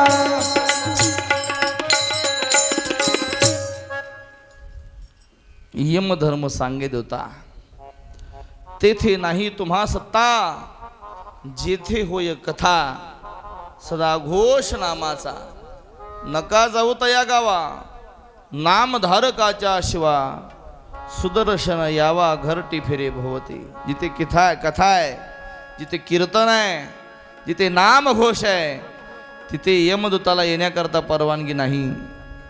तुम्ही म्हणताल महाराज लोक कीर्तनातही मरायलेत, भजन करता करता काही लोक मरायलेत, ते मरायलेत, पण त्यांना न्यायला यमदूत येत नसतात, त्यांना यायला विष्णुदूत येत असतात. त्यांना वैकुंठाची प्राप्ती होत असते बघा. अर्थात काय, जिथे कथा आणि कीर्तन आहे तिथं यमाला यायचा अधिकार नाही. आणि आयुष्यभर भजन आणि कथा कीर्तन केलं की माणसाचं हित होतंय बघा. एक माणूस कधीच भजनाला जात नव्हता, कीर्तन नाही, भजन नाही, रामायण नाही, काहीच नाही. पण शेजारी एका चांगल्या माणसाचं घर होतं. एकादशीचा दिवस उघडला आणि तो चांगला माणूस त्याला म्हटला, कधीच न येणाऱ्याला, चला आजच्या दिवस भजनाला, ऐका तरी आमचं. आता शेजार धर्म नाविलाज झाला आणि तो भजनात येऊन बसला. पण योगायोग असा त्या दिवशी त्याचं मरण होतं. 11 वाजता संध्याकाळी मरणार होता. बरोबर 11 वाजता यमदूत आले, मंदिराच्या बाहेर उभं राहिले. म्हणले आता 11ला भजन संपलं, हा बाहेर आला की उचलायचा. पण त्या दिवशी भजन असं रंगलं बघा. 12 वाजले पण भजन काही संपेना, हा काही बाहेर जाईना. यमदूत ताटकळत उभा राहिले. 1 वाजेपर्यंत भजन चाललं. यमदूत वाट पाहतायत, आत्ता बाहेर येईल, आत्ता बाहेर येईल, पण बाहेर येईना. आणि यमदूताला आत जायला परवानगी नाही. एक दोघं एकमेकाला चर्चा करायला, तरी कधीच येत नव्हतं म्हणले, आज कसं काय आलंय? येत नव्हतं म्हणले, पण शेजाऱ्याच्या नादानं आलंय म्हणले. आता बाहेर आलं की उचलू याला. भजन रंगलं, बाहेर येईना गेला हा. पण मग एका सज्जनाला फार दया आली या लोकाची. घरी जाऊन चहा घेऊन आले यांच्याकरता. चहा पेत जावा बरं का, चहा प्यायल्यानं आयुष्य वाढतंय म्हण. गिलास भरून प्याला पाहिजे, अजून थोडा थोडका नाही. आणि मग चहा आणला, सगळ्यांनी चहा प्याला. आता चहा मिळाला जाग्यावरच. आता अजून काही काळ भजन केलं असतं तर मरण लांबलं असतं का नाही. पण चहा पेल्या पेल्या दुर्बुद्धी झाली महाराज. चहा पेल्यावर मन औषधी वनस्पती खावी लागते म्हण. आता आपल्याला काही त्याचा अनुभव नाही बुवा, पण खाणारा लोक अनुभव आहे त्याचा. काय म्हणतात त्याला? आपा काय म्हणतात त्याला? औषधी इतकी भारी आहे ती. मला त्या औषधीचं फार कौतुक वाटते बघा. अहो ती इतकी चांगली आहे. ती औषधी घरात बसून खाल्ली जमतंय, बाहेर बसून खाल्ली जमतंय, चौकात जमते, एसटीत जमते, वाहनात जमते, मंदिरात आला तरी सुद्धा चालते, सुतक पडलं, कोणी मेलं, काही होऊ द्या, ती औषधी विटत नाही, बाधत नाही, काही नाही, काही नाही, काही नाही. इथं मड जळत असतंय, शेजारी मडीत येत लोक भरून त्याच्या. ओके, काही रडता रडता खातेत बघा. हो, काही महात्मे कीर्तनात उभा राहून खातेत. म्हणजे ती औषधी चांगली आहे ते. भागवतात वर्णन आलं बघा. सुरभी नावाच्या गाईला कुऱ्हाड लागली युद्धामध्ये आणि तिचं रक्त खाली पडलं. त्या रक्तापासून जे वनस्पती उगवली तिचं नाव आहे तंबाखू. अर्थात तंबाखू खाणाऱ्या माणसाला गाईचं रक्त प्राशन केल्याचं पाप लागतंय बघा. काय सांगायलो, तंबाखू खाणाऱ्या माणसाला गाईचं रक्त प्राशन केल्याचं पाप लागतंय. आणि मग मला सांगा काय उपयोग आहे माळा घालून आणि एकादशा करून? जर गाईचं रक्तच खायचं असेल पुन्हा तंबाखूच्या रूपाने, तर एकादशीचा काय फायदा आहे? काय फायदा आहे माळ घालून? काय फायदा आहे कीर्तन भजन करून? पण लोकांनी बरं काय ते माईच्या पोटातून येताना घेऊन आलोत का खाली? नाही, इथं आणून आम्ही सवय लावली, आता सुटे ना. पण ती योग्य नाही बघा. एकादशी करून माळा घालून उपयोग नाही. जर तंबाखू खात असाल तर खाऊ नका. आता या वर्षात आम्ही भरपूर जणांच्या तंबाखू सोडल्या. गेल्या वर्षी सोडलेल्या जणांच्या यंदाही सोडल्या. तंबाखू खाऊ नका. आता तरी म्हातारपणा सुधरा. आता तरी विचार करा बुवा, इथून पुढं तरी चांगलं. आता झालं गेलं, मागे झाले पाहू नका. पुढे पुढे जामीन आहे तुका. इथून तरी पुढे, आता तरी पुढे, आता तरी इथून तरी पुढे खाऊ नका. आता 1 वाजता चहा पिला आणि तंबाखू यानं खाल्ली. मग तंबाखूचा पुन्हा दुसरा नियम आहे, ती खाल्ल्यास 2-2 मिनिटाला थुकावं लागतंय. मग उठला, 11चं मरण 1 वाढला होता, 2 तास मरण लांबलं. यमदूत दारात उभारले. जसा तंबाखू थुकाय आला तसा यमाने उचलला बघा आणि थेट यमाच्या दरबारात हजर केला. यम म्हणले, अरे लय उशीर केला तुम्ही. काय सांगू म्हणले, लवकर यायचं होतं पण हे आज तसलं करीत बसलं होतं. यमदूत त्याला भजन म्हणत नाही तर यम भेदेत भजनाला. हे तसलं करीत बसलं होतं म्हणले. तसलं? अरे कधीच जात नाही मंदिराकडं, जात नाही म्हणले, पण शेजाऱ्याच्या नादानं गेलं होतं आणि तसलं करीत बसलं. मग सापडलं कसं काय? सापडत नव्हतं म्हणले, पण एका सज्जनाने ह्याला तंबाखू खायला घातली म्हणले. थुकायला बाहेर आलं, निमित्तानं उचललं म्हणले. यम म्हणले, बरं झालं सापडला, तंबाखूच्या निमित्तानं का होईना, टाका नरकात. पण याच्या लक्षात आलं हे लोक भजनाला भेटेत गड्या म्हणला. भजनाचं नावही घेत नाही, तसलं म्हणायलेत म्हणला. हा यमाला म्हणला, यम महाराज मला जाऊ द्या. यमदूत म्हणले, नाही, इथला कायदा उलटा आहे. इथं एकदा आणलं की पुन्हा खाली जाणी बात नाही. हे म्हणला, मला जाऊ द्या, नाहीतर मी तसलं म्हणीन. कसलं? मंदिरात म्हणत होता तसलं. यमदूत म्हणले, हे कधीच येत नव्हतं र, आजच आलंय पहिल्यांदा, तर एवढी शिरजोरी करायला लागले. हो, मग आता यम म्हणला, हे पा तसलं म्हणण्यापेक्षा ह्याला नेऊन सोडा खाली, जाऊ द्या म्हणले. आणि मग खाली आणून सोडलं बघा. काय सांगतो मी, भगवत भजनाला यमदूत सुद्धा भितात. भगवत भजन करणाऱ्याच्या जवळ यम येत नाही, त्याला वैकुंठाची प्राप्ती होते बघा. जेथे वैष्णवाचा वास, धन्य भूमी पुण्यदेश, दोष नाही ओखदाशी, दूत सांगे यमापाशी. म्हणून अंतिम समयाला भगवंताचं नामस्मरण मुखाला यावं, त्याला वैकुंठाची प्राप्ती होते. पाप्यातला पापी अजामिळ, पण मुलाच्या निमित्ताने शेवटच्या समयाला भगवंताचं स्मरण घडलं आणि वैकुंठाची प्राप्ती झाली. हे नामाचं महिमान आहे.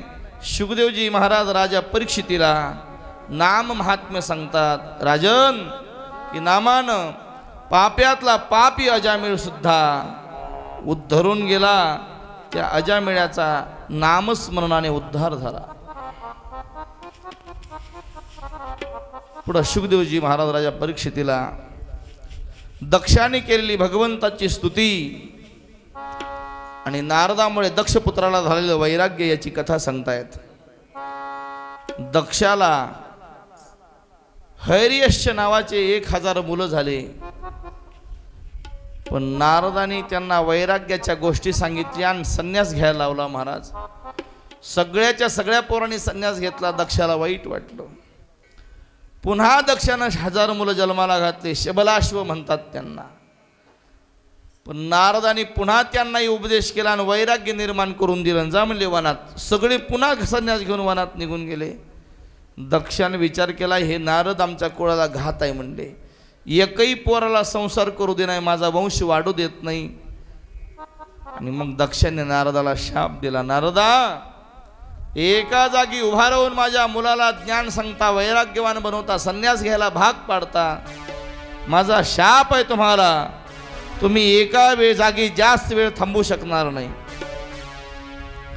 तेव्हापासून नारद तिन्ही भुवनात सतत फिरत राहतात. बघा एका जागी स्थिर राहत नाहीत, अस्थिर आहेत नारद. फक्त जिथे कीर्तन आहे, जिथे कथा आहे, तिथे नारदाला थांबण्याचा अधिकार आहे. इतरत्र नारद थांबत नाहीत. बघा नारद भटकत राहतात, फिरत राहतात इकडे तिकडे. पुढे इंद्राला अहंकार झाला आणि मग देवताचे गुरु आहेत देवगुरु बृहस्पती. इंद्राने आपल्या गुरुचा अपमान केला. बघा जगामध्ये काही घडावं पण श्री गुरुचा अपमान घडू नये. बघा महाराज म्हणाले गुरुची निंदा करणाऱ्याचं तोंड सुद्धा पाहू नये.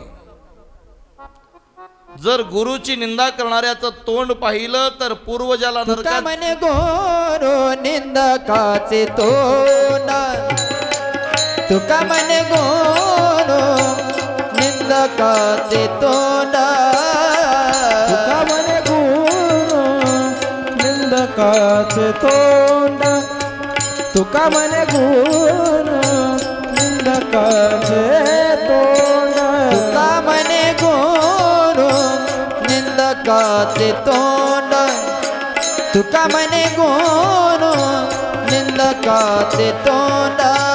तुका म्हणे गुरु निंदकाचे तोंड.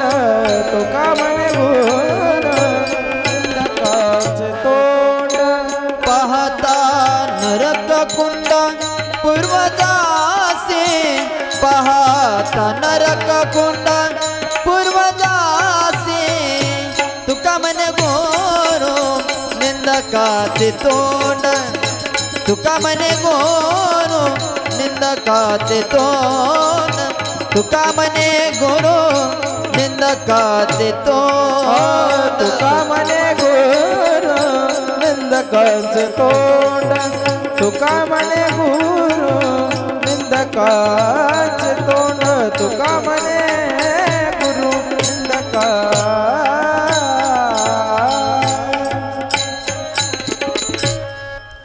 तुका म्हणे गुरु निंदकाचे तोंड आणि पाहता नरककुंड पूर्वजासी. गुरुची निंदा करणाऱ्याचं तोंड पाहिलं तरीही पूर्वजाला नरकात जावं लागतं. बघा म्हणून गुरुजनाची निंदा घडायची नाही, करू नये. पण इंद्राला मात्र दोष लागला, गुरुद्रोह घडला. बघा देवगुरु बृहस्पतीचा अवमान केला इंद्राने. गुरुतुल्य माणसाचा गुरुचा अवमान करू नये, अपमान करू नये. बघा हे बघा जर देव नाराज झाला आणि श्री गुरु जर नाराज नसतील तरी काही बिघडत नाही. बघा गुरु जर नाराज नसतील, देव नाराज झाला तरी काही बिघडत नाही. पण गुरु नाराज झाले तर देवानं गोड बोलूनही फायदा नसतो. बघा का गुरु नाराज झाले की देवही नाराज होत असतो बघा. अख्खं जग नाराज होत असतंय. म्हणून जगामध्ये कोणालाही दुखवावं पण श्री गुरुला दुखवून लागतं बघ. इंद्राच्या अहंकारामुळे बृहस्पतीचा अवमान केला इंद्राने, हाकलून दिलं महाराज. देव गुरु बृहस्पती राग राग वनात जाऊन बसले. मग इंद्रानं जावं, गुरुच्या पाया पडावं, चुकलं म्हणावं, चला म्हणावं. पण इंद्र अहंकारी. इंद्र म्हणला जा दुसरा गुरु करतो म्हणला मी. काय म्हणला इंद्र? पहिला गुरु गेला तर गेला, म्हणला दुसरा करतो. हे पहा, दुसरा गुरु तर अजिबातच करू नये बघा. आता ते कथेत सांगायचे शब्द नाहीत तुम्हाला, ते एकांतात सांगन दुसरा गुरु केल्यास काय होत असतंय. हा, तर काय सांगू आता. मला या वर्षात 10-5 जण भेटले तर महाराज गुरु बदलाय काय करावं लागतंय. मी म्हणलं फाशी घेऊन मरायचं आणि पुन्हा जन्माला यायचं आणि पुन्हा गुरु करायचा. हो, त्याची उपाय इलाजच नाही त्याला आता. हां, आणि जुने लोक वेडे नव्हते. जुने लोक म्हणायचे पाणी पिओ छान के आणि गुरु करो पहचान के. तपासून पाणी प्यावं, तपासून गुरु करावा. लोक आधी गुरु करायले तर पुन्हा भानगडी झाल्यावर म्हणाले गुरु बदलायचा आहे. पुन्हा नसते बदलायचं. हे पहा, एखाद्या माणसाला श्री गुरु मानलं ना की मग त्याला गुणदोषासकट स्वीकारावं लागत असतंय बघा. कसं स्वीकारायचं? गुणदोषासकट. सगळाच माणूस परिपूर्ण गुणवान नसतो आणि कोणीच परिपूर्ण दोषी नसतो बघा, लक्षात ठेवा. म्हणून एखाद्याचा गुण पाहून जर तुम्ही त्याला गुरु केला असेल तर त्याचा दोष दिसल्यातही तुमची श्रद्धा ढळली नाही पाहिजे. दोष दिसला तरी श्रद्धा कायम राहिली पाहिजे. ते गणित अवघड आहे ते आता सांगितलं असतं तुम्हाला, पण श्रीनाथ समोर बसलाय. ते नसतं म्हणजे मग तुम्हाला सांगितलं असतं त्याचा काय मेळ आहे ते. हां हां, ते कट करीत असलेच काय अडचण नाही मला. हे पहा, गुरु बृहस्पती टाकले आणि विश्वरूपाला देवगुरु केलं. आता विश्वरूपाची भानगड अशी होती, त्याचं मातुळकुळ राक्षसाचं होतं, म्हणजे मामा राक्षस होते त्याचे. म्हणून जेव्हा जेव्हा विश्वरूप यज्ञ करायला बसायचा देवाचा, यज्ञ करायचा देवाचा, पण खाल्ल्या हातानं टेबला खोलून दैत्यालाही भाग द्यायचा बघा. इंद्राला कळालं, राग आला. अरे याला गुरु केले म्हणले, पण हे 2 नंबरचा धंदा करायले. वरून आपल्याला वाढतंय आणि खालून तिकडं दैत्याला वाढतंय. इंद्रानं बसल्या जागी तलवार काढली, त्या विश्वरूपाचं मुंडकं उडविलं महाराज. आता गुरु मानल्यावर पुन्हा मारणं तरी योग्य आहे का? पण मारलं महाराज. मग विश्वरूपाचे वडील होते त्वष्टा. त्या त्वष्ट्याला फार राग आला.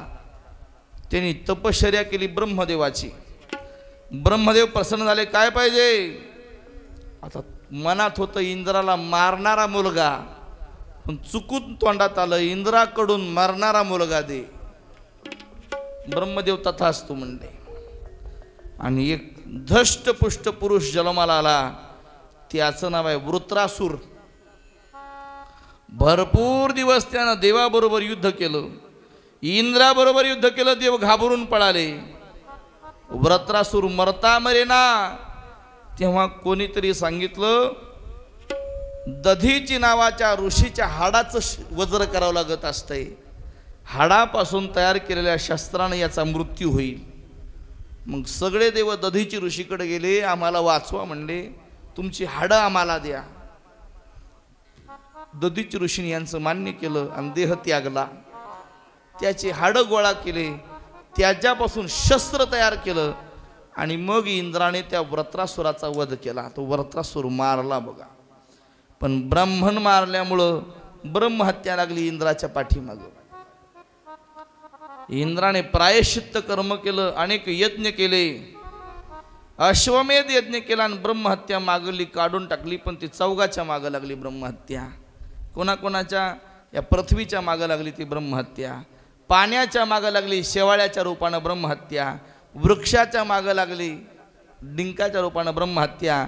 आणि मावल्याच्या पाठीमागं लागली 4 दिवसानं बाहेर बसायची. ती ब्रह्महत्या, इंद्राची ब्रह्महत्या आहे, चौघाला भोगावं लागली. बघा हे शुकदेवजी महाराज राजा परीक्षितला ही कथा सांगत आहेत. आता त्या वृत्रासुराचा पूर्वजन्माचा काही इतिहास आहे. तो पूर्वजन्मात कोण होता, वृत्रासूर का झाला होता, याची एक कहाणी आहे. आणि तो अजामिळ नावाचा ब्राह्मण दाशीच्या संगतीने दुर्जयी दुराचारी का झाला, याची एक पूर्वजन्माची कहाणी आहे. ती सांगेल तुम्हाला, पण ती आज नाही, आता उद्या सांगतो. आजची कथा येते, विराम घेते. उद्या आता काही अडचणीमुळे थोडं आपण आकडतं घेतलं. उद्या मात्र ठीक 1 ते 4 या वेळामध्ये आपली कथा संपन्न होईल. उद्या भक्त प्रल्हादाची कथा, गजेंद्र मोक्षाची कथा, आणि उद्याच आपल्याला कृष्ण कन्हैयाचा जन्मसुद्धा साजरा करायचा आहे. त्याची सुद्धा सगळ्यांनी नोंद घ्या अशी सगळ्याला विनंती करतो.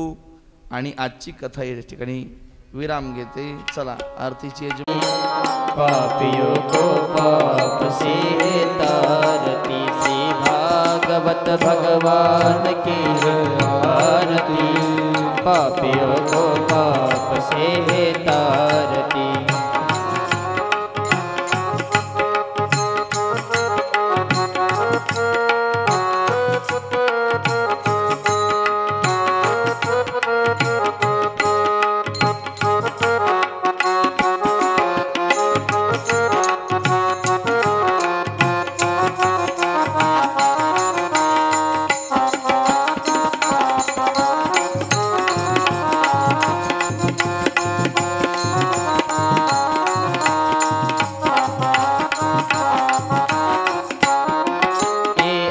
ग्रंथ ये मुक्ति पंथ ये पंचम वेद निराला, नवजोत जगाने वाला, नवजोत जगाने वाला, नवजोत जगाने वाला।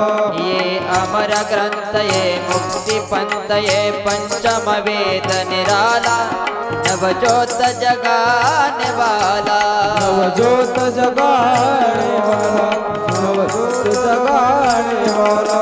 हरि नाम यही हरिदाम, हरि नाम यही हरिदाम, जग मंगल की है आरती। पापियों को पाप से तारती, श्री भागवत भगवान की है आरती। पापियों को पाप से तारती।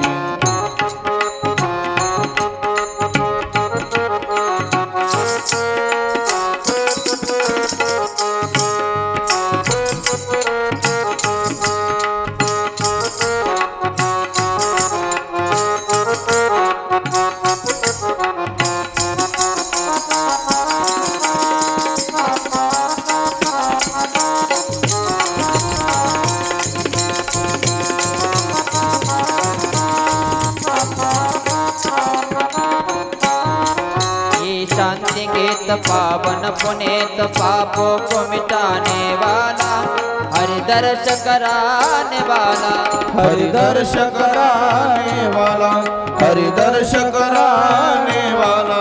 ये शांति गीत पावन पुनीत पापों को मिटाने वाला, हरि दर्श कराने वाला, हरि दर्श कराने वाला, हरि दर्श कराने वाला।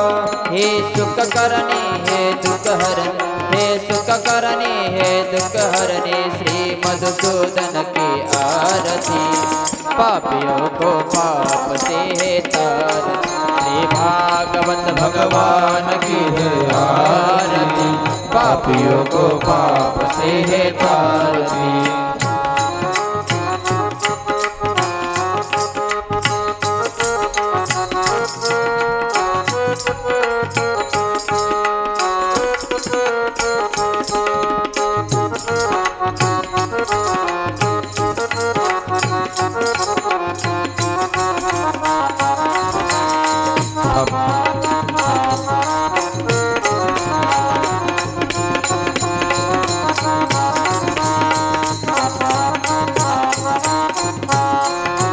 मधुर बोल मधुकुंभ खोल, सत्य मन दिखाने वाला, बिग बिगड़े को बनाने वाला, बिगड़े को बनाने वाला, बिगड़े को बनाने वाला। श्री राम हे घनश्याम हे, श्री राम हे घनश्याम हे, प्रभु की महिमा आरती, पापियों को पाप से है तारती। श्री भागवत भगवान की है आरती, पापियों को पाप से है तारती, पापियों को पाप से है तारती, पापियों को पाप से है तारती।